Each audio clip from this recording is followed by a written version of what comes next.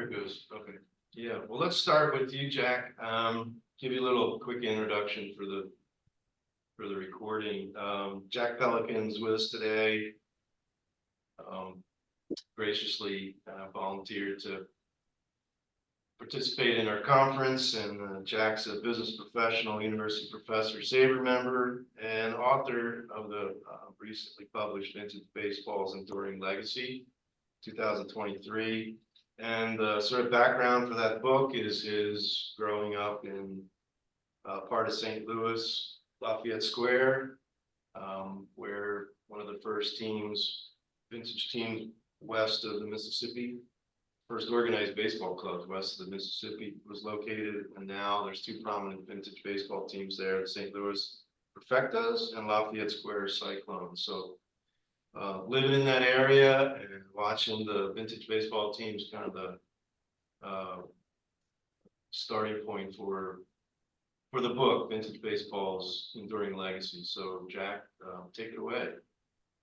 Oh, thanks so much, Kevin. And really appreciate the invite, and my sincerest apologies. I couldn't make it there in Fort Myers. As misfortune would have it, I will be in the Sunshine State a week from today, on the other side of the state in Cocoa Beach. But that's the way university and children's spring breaks work. So couldn't swing 2 Florida trips in 2 weeks, but definitely there in spirit. I will kick off with a quick story about Fort Myers baseball. The last time I was in Fort Myers was about this time of year in 2013, and my glorious pre-kids years when I had spare time. I wanted to go to spring training game, and I know the Red Sox are kind of the big ticket in town, but I don't know if they weren't in town, or perhaps the tickets were too steep. So went to the Twins game. They were playing the Pirates. If you recall, the Pirates had a very good year in 2013, but they weren't exactly world beaters coming up to that point. So got to the stadium, got tickets, no problem. Hanging out by the Pirates bullpen. And there's a big crowd of people kind of buzzing around the Pirates bullpen, talking about this can't miss prospect. And, I honestly hadn't followed the draft. I just heard of this guy. I knew he came from USC or UCLA or one of the California area Pac-12, now Big Ten schools. Gotta love conference realignment. But that he was a can't miss prospect. And so this prospect walks by, and the crowd's asking for an autograph, and he says, "Sorry, I can't." And so I kind of pause and think, I'm like, who does this prospect think he is? Never thrown a pitch in the majors, and is big time in this crowd. He probably won't even pan out anyway, and that autograph will be worthless. But I can say today, 41 wins above replacement, 6 All-Star appearances, 2 ERA titles, and last year's AL Cy Young. I was very wrong about Garrett Cole, and I will gladly eat crow on that. And again, even the most beloved players can't always sign an autograph. So I'll give him the benefit of the doubt and assume he's a perfectly nice guy. But that's kind of my Fort Myers baseball story, and hope to return back because lovely place. So, but enough about Fort Myers. So a little bit about the book here. I'll just give you a quick overview. This is the cover. So this is the Akron Black Stockings at the 2020 Akron Cup at their home field at Stan Hewitt Hall and Gardens, which is basically the ancestral home of the Sieberling family of the Firestone, of the Goodyear Tire empire. And Frank Sieberling, the patriarch, when he passed away, their family motto was "Non nobis solum," which is Latin for "not for us alone." And so they donated this palatial estate in this great meadow to the city of Akron as a conservatory, and it's been the home base of the Akron Black Stockings, who you can see from their uniforms are modeled after the 1869 Cincinnati Red Stockings, our first openly all-professional team with their whopping $9,000 payroll. So I thought that was just a really cool shot, and feature the Black Stockings in a chapter of the book. Feel free to jump in if anybody has questions. I'm a university lecturer. I'm used to being a talking head, so would love to have two-way dialogue to the extent, and no need for formalities. Just jump on in. But a little bit about my background. Like Kevin mentioned, I'm a university professor of business, unfortunately not baseball, but we all have our hobbies. I always kind of thought it was a juxtaposition, being a technologist who is always pursuing all things new. My hobby is over 150 years old, but I guess that keeps me rounded and interesting, I guess, or some might think. But again, I'm in addition to being a longtime bleacher bum with the St. Louis Cardinals. I now live in central Missouri, so I'm about halfway between St. Louis and Kansas City. But diehard Cardinals fan, had about 10 years in the bleachers by the visitors bullpen during the glory years, and I'm confident that the Cardinals will they can't be any worse than last year. So I'm hope springs eternal in the spring. But member of the Bob Ray chapter there in St. Louis, and I always say you don't have to be a great baseball player to appreciate the game. So I like to pride myself on being a zero tool player, right? But that's the interesting part of the game. So, but how did I stumble upon vintage baseball? So, a little over a decade ago, in the Lafayette Park neighborhood of St. Louis, it's about 2 miles west of Busch Stadium in St. Louis. And it's really the first city park west of the Mississippi, incorporated around the 1840s. And was taking a walk through the park on a very hot day and stumbled upon this 1860s game, and kind of looked halfway between a Civil War reenactment and a baseball game. So very confused, but very intrigued. Kind of stuck around, and one of the gentlemen, the late Jonathan Charlie Brown Ferris of the Lafayette Cyclone Club, Lafayette Square Cyclone Club, really, was interested and kind of explained this game to me. This beautiful 15-minute crash course on the game, from the rules, the gameplay, the etiquette, the fine structure, and so forth. So, really from that point on, I was hooked, and had always wanted to write a book, and 2 jobs and 2 children kind of kept me preoccupied. But during the pandemic, had a little extra time to pursue this hobby, and so got this thing to print in 2023 through Poco Press, who the publisher Joseph Hetrick, who is gracing us with his presence today, is also a 19th century baseball author himself. Written some great works, including a book on Chris Fondera, the founder of the St. Louis Browns, who is the reason for Sunday baseball and beer sales in the ballpark. And of course, the notorious 1899 Cleveland Spiders with their 20-134 record, and of course, the new book on tabletop baseball. So, Joseph, feel free to chime in if you'd like. But anyway, so I did mention primarily have been a vintage baseball enthusiast and historian, but not much of a player. Although I have made a cameo, and here's a photo of it. You can immediately tell that I'm not in the full proper attire. I was a bit of a last minute substitute. This is at the St. Louis Cup, hosted by Tony Lightning Wicker and the St. Louis Brown Stockings, a fantastic event in St. Louis every summer.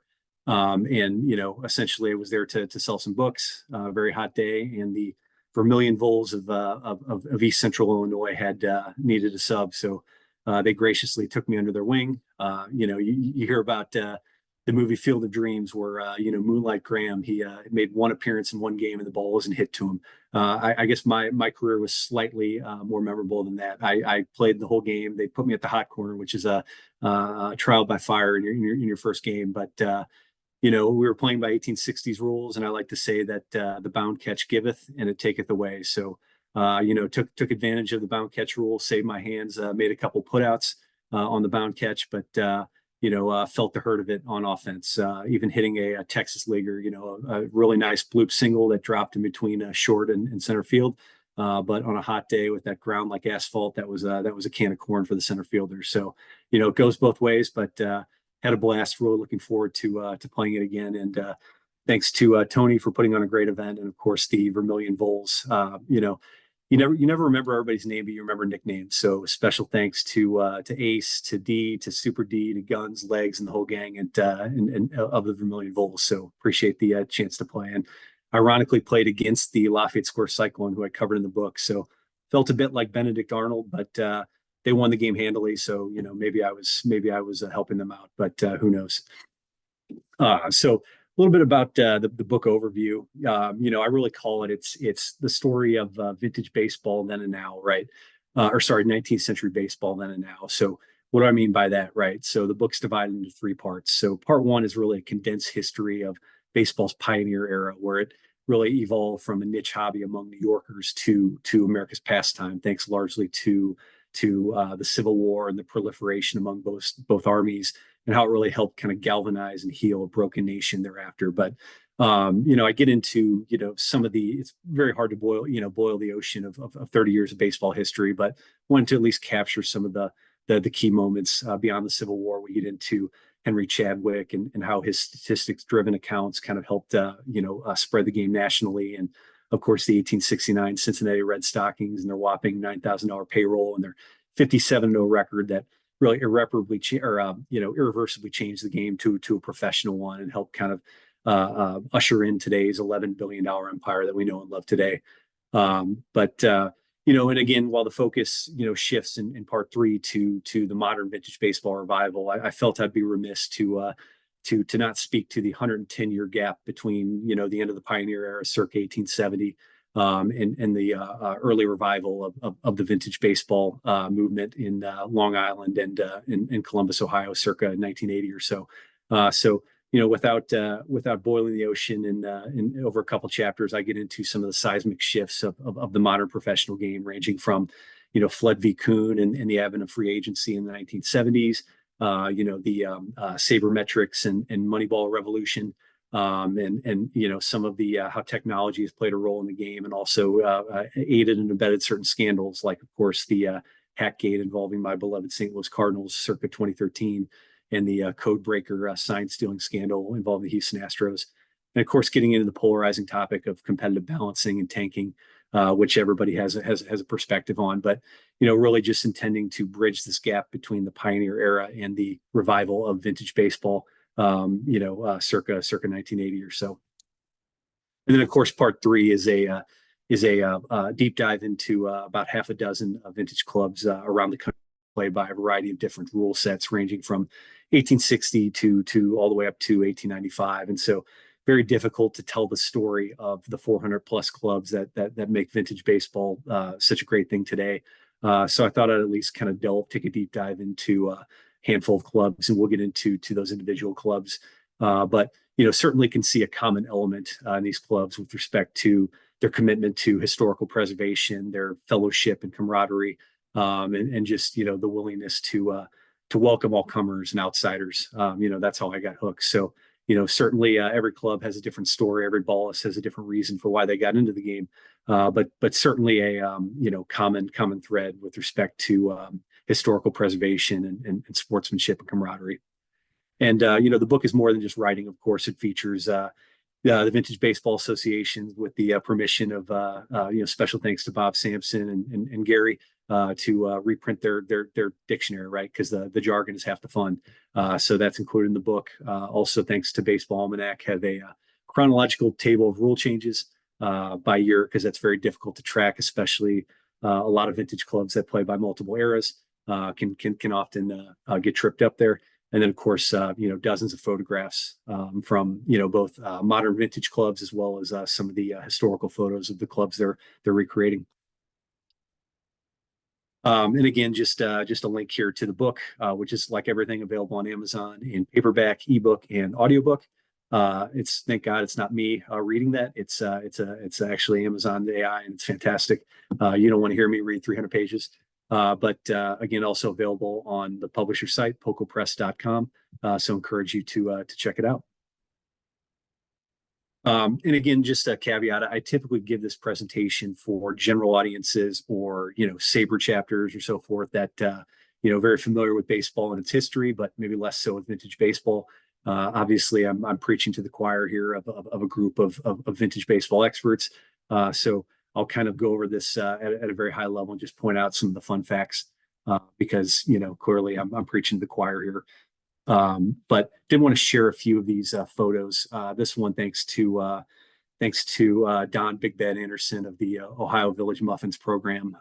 Been with the program since the early days in the 80s. Shared some incredible photos.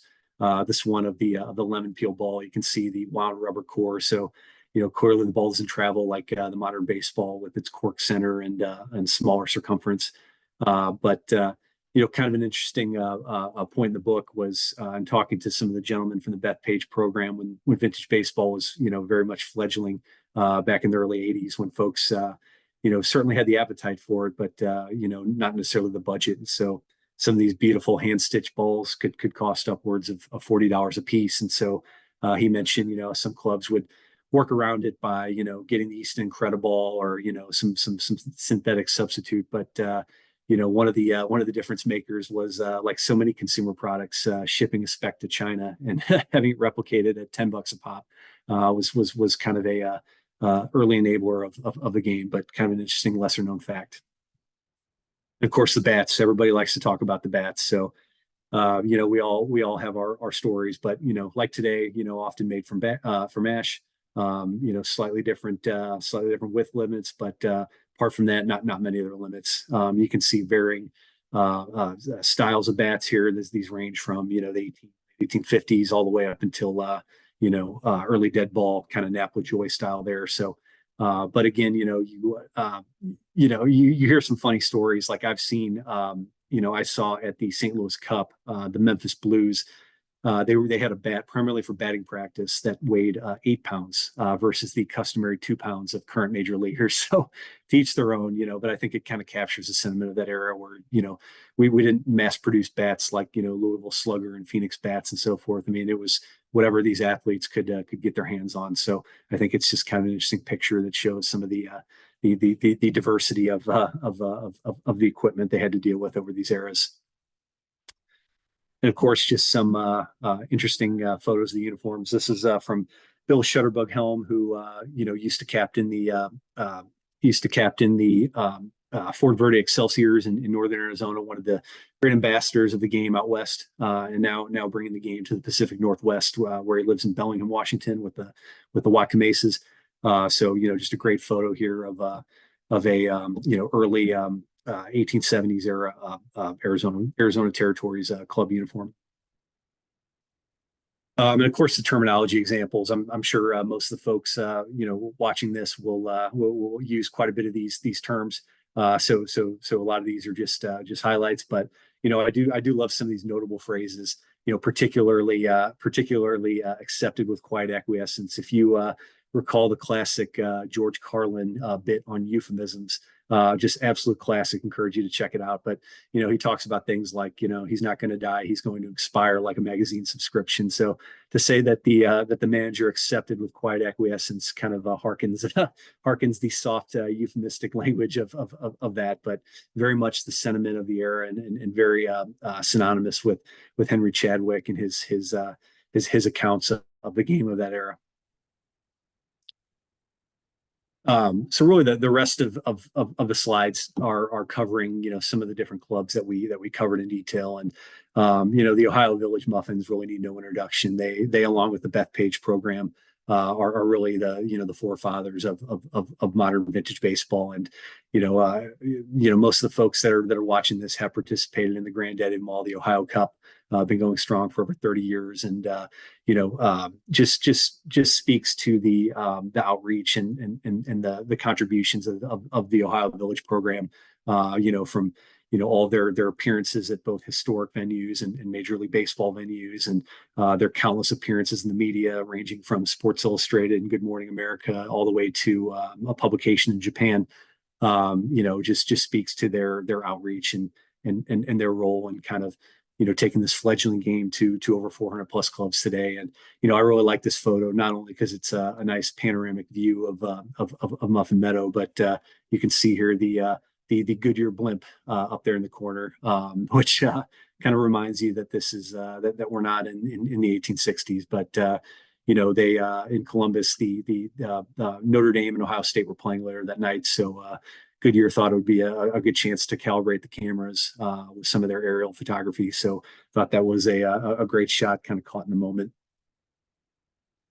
And then we have the Mountain Athletic Club. Everybody knows Colin Miller. He is a incredible historian and great ambassador of the game, and really a invaluable member for both SABR and the Vintage Baseball Association. But for those of you who are unfamiliar, again, the Mountain Athletic Club, established in 2007, but based on the club of the same name from the 1890s, founded by the yeast magnate Fleischmann family that the town is named after. And the grounds that they play on are the original grounds that were dedicated by that family, who had a semi-pro baseball club in the 1890s and early 1900s that, while unaffiliated, has had a very distinguished list of alumni ranging from Miller James Huggins. You might have heard of him, played a little second base for the Reds and the Cardinals, and might have managed the Yankees to a Hall of Fame career. Charlie Red Doohan was a marathon catcher for the Philadelphia Phillies, had the record for most games caught until Mike Lieberthal broke that. George Whitey Rohe, if you're familiar with I think it's the 1906 Chicago White Sox, the hitless wonders with their 230 batting average, but still managed to win the World Series. And possibly Hannes Wagner. We'll get into that shortly. And then, as I mentioned, the cover photo, the Akron Black Stockings. Again, one of the founding members earliest members of the Vintage Baseball Association. Like I said, they play at Stan Hewitt Hall and Garden. That's just a fantastic panoramic shot of both the Sieverling family's mansion, now Stan Hewitt Hall and Gardens, and again, mentioning how they're modeled after the 1869 Cincinnati Red Stockings. Of course, their color scheme is black in honor of tires and Akron's rubber industry. But you can see here with the knicker pants and the short brim caps, really modeled after them. And while most vintage baseball clubs don't keep extremely robust stats of individual game performances and so forth, as it's often not the focus, the Black Stockings certainly do.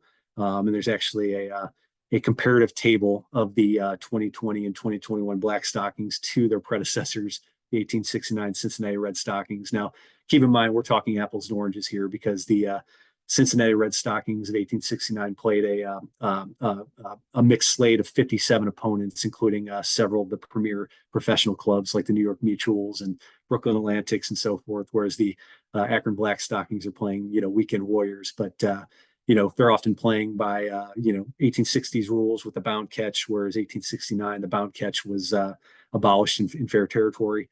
So definitely apples to oranges, but pretty fascinating how we're able to bridge over 100 and I'd say about 160 years worth of data across clubs. And you can see here actually the comparison is pretty uncanny. With batting averages both being in the high 500s, or batting averages both being over north of 500, but the slugging percentages were a little more apart. But you notice here, Billy Bulldog Gay, featured on the cover, actually had a lower ERA than Asa the Count Brainard of the 1869 Cincinnati Red Stockings. So credit to his pitching. And then we have, Lafayette Square Cyclone, who really introduced me to the game back on that fateful day in 2013. Like I said, they play in Lafayette Park, which is really frozen in time. I mentioned the park was dedicated around the 1840s, and not much has changed since then. The park is surrounded by these gorgeous Victorian row houses that were built in the 1800s, and kind of fell into disrepair, but a lot of folks in the St. Louis area have gone in and bought some of these dilapidated properties, sometimes for $1 from the city, and sunk hundreds of thousands, if not more, into restoring them to their original grandeur. So you've got all these beautiful Victorian row houses surrounding this park, and this park has really been restored and are maintained to its original grandeur, from the wrought iron fences, the bronze statues, the gatehouse, to even just the omission of backstops, bleachers, power lines, light towers, anything you'd see in a common park. Now you can see here, of course, they have to have light posts and so forth. So that's really the only thing kind of reminding you that we're not in the 1860s. But the Cyclone Club, very, very interesting and very important historically. Not a lot of people know about them because they only played a few games in 1860. But obviously the club was broken up thereafter because of the Civil War, and Lafayette Park actually became Camp Jesse to house some Union Army encampments.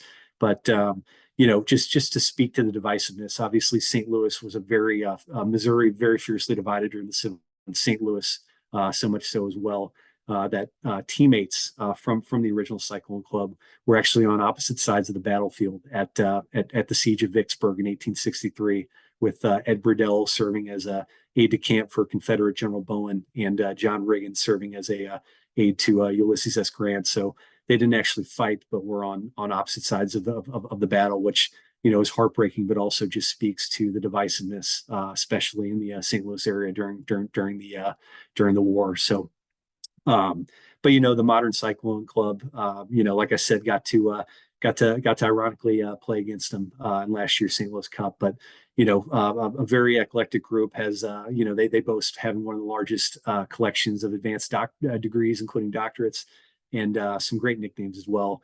Moonshine and has a liquor distribution business. Hoosier has is an Indiana native, Shakespeare an actor, and Little Egypt. You may be familiar with the legendary Dr. Deborah Little Egypt Reed, who's played for a variety of different vintage baseball clubs, and truly a legend and a treasure of the vintage baseball community. And her nickname has nothing to do with the African nation. She is from Southern Illinois, which, unbeknownst to me until I researched this book, is the nickname for the region because of their abundance of grain and Native American mounds that resemble pyramids. So, kind of an interesting factoid about Southern Illinois.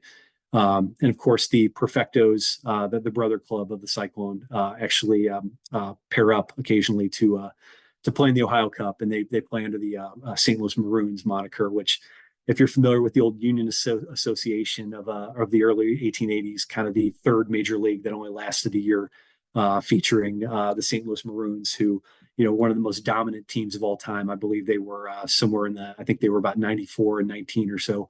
And, that league only lasted for 1 year. It was very lopsided. The St. Louis Maroons won the division by 20 games. And, that kind of lost a lot of fan interest. So, you had the Beer and Whiskey League, the American Association, of course, the National League. So, the Union Association is a lesser known fact that is often not considered a major league by historical outlets. And then, of course, had to cover the Ohio Village Diamonds, really the strongest all women's club, and really a fantastic ambassador of women in baseball and in the history. So the chapter that I cover them is far more than just the story of the Diamonds, but really the story of women in baseball.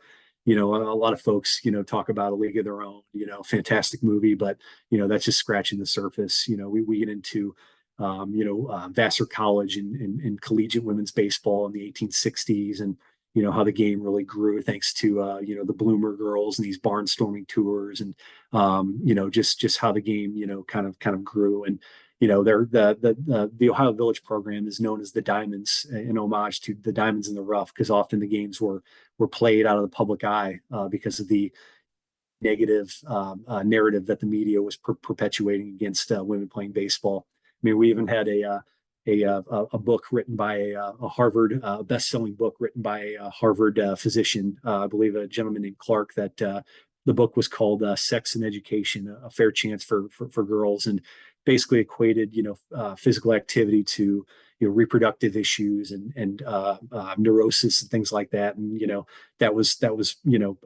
a sentiment of the time, which is just very unfortunate. But programs like at Vassar and programs in upstate New York, really were emboldened by that and helped spread the game. And the Diamonds program has been incredible, going strong since 1993. Have helped spread the game as far as Colorado and different parts out east. And special thanks to Jackie Thumper Forkwer for sharing incredible content. That's her taking a swing at the Silver Ball tournament in upstate New York.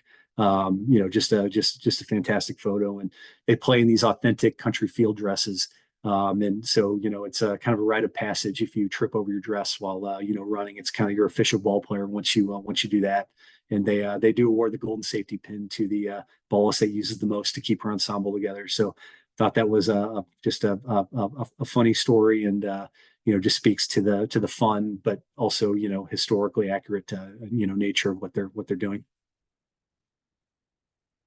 And then the Fort Verde Excelsiors, Bill Shutterbug Helm had captained this club, back in the back when he was living in Arizona, before he since moved up to Northwest Washington.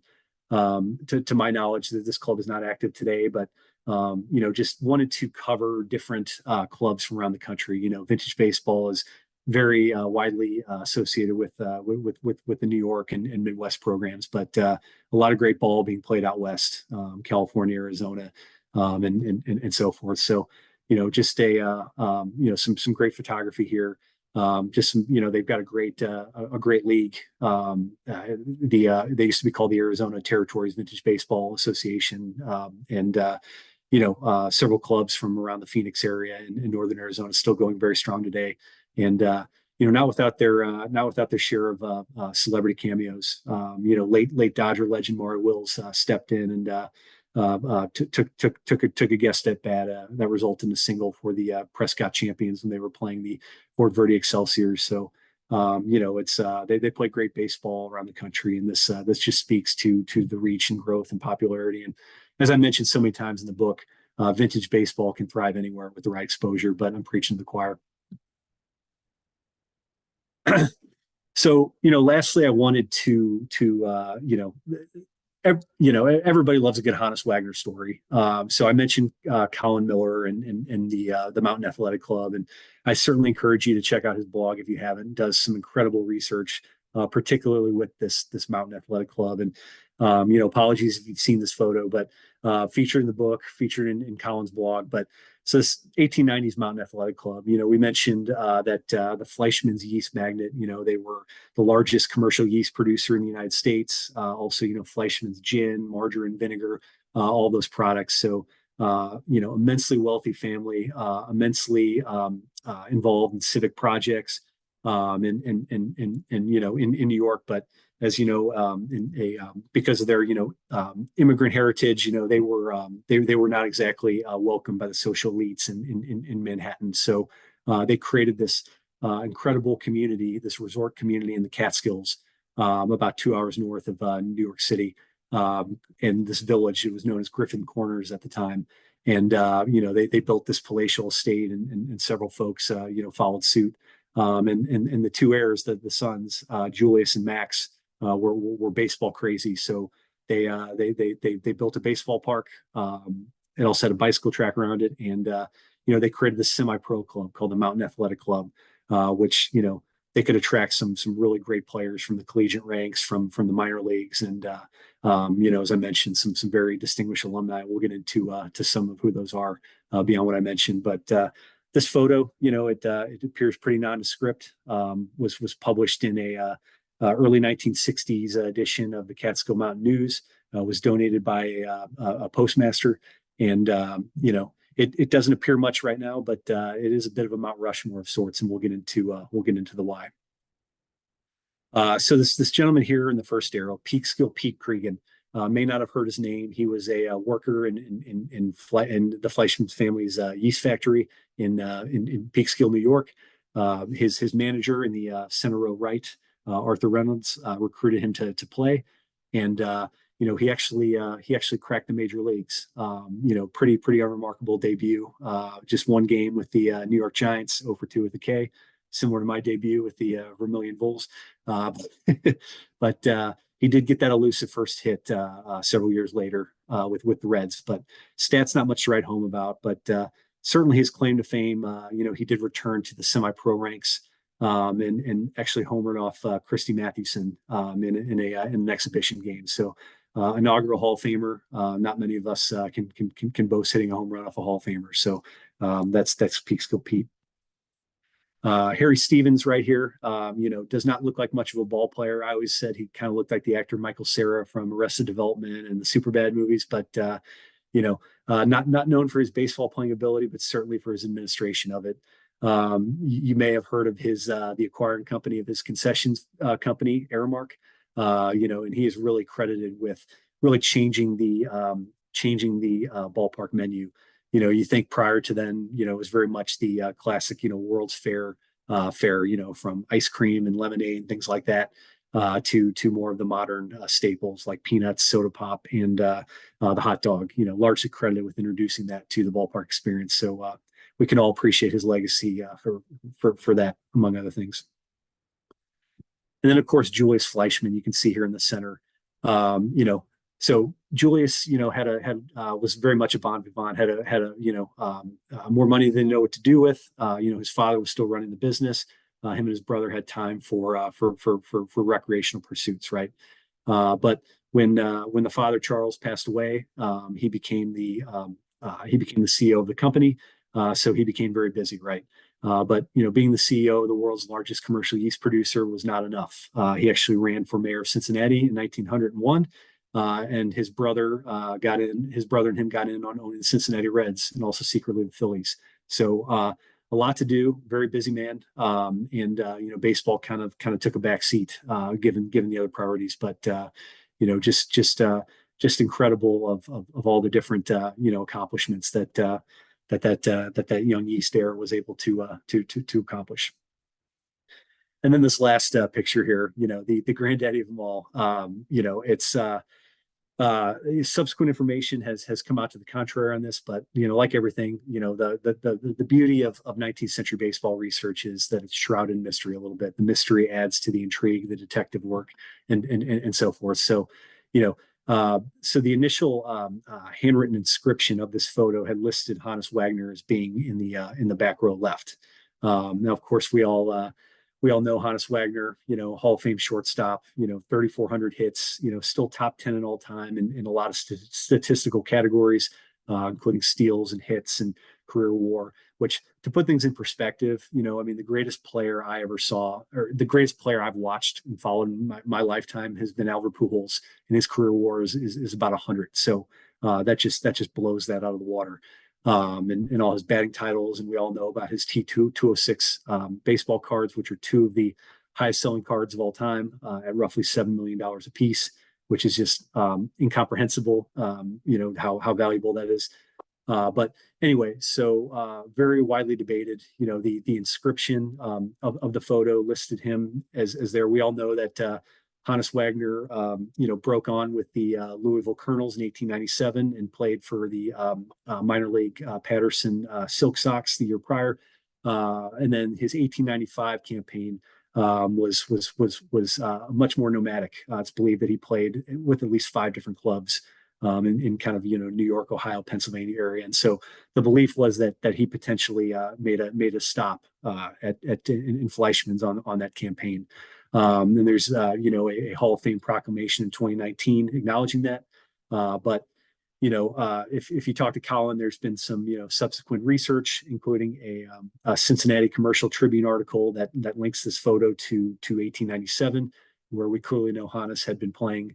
That Hannes clearly had been with the Louisville club at that point. So again, still shrouded in mystery, but just adds the intrigue, adds the interest. So there's a lot of different photos and accounts like this in the book, but just wanted to call attention to one of them because it's just fun and everybody loves Hannes Wagner, and really nice tie into 19th century baseball and the vintage game today. So that was really the presentation in a nutshell. Happy to answer any questions or at least have this recording for the folks who are enjoying some of the other concurrent presentations. But again, just want to say thanks to Kevin and the Vintage Baseball Association for inviting me, and for just all the members of the vintage baseball community that have contributed to this project. Like I said, I feel like the subjects wrote this book for me, with all the incredible content they provided. So, thank you, and hope to see you either at another VBBA convention or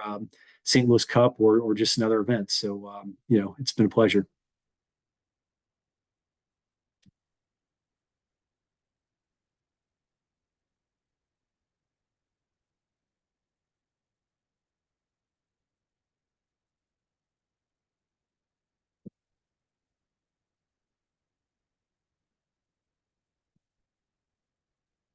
Sorry.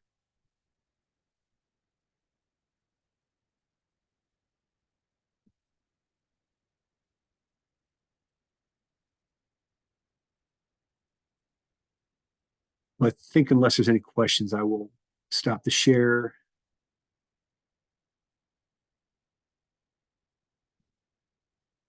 I will probably jump off. All right. Well, thank you all.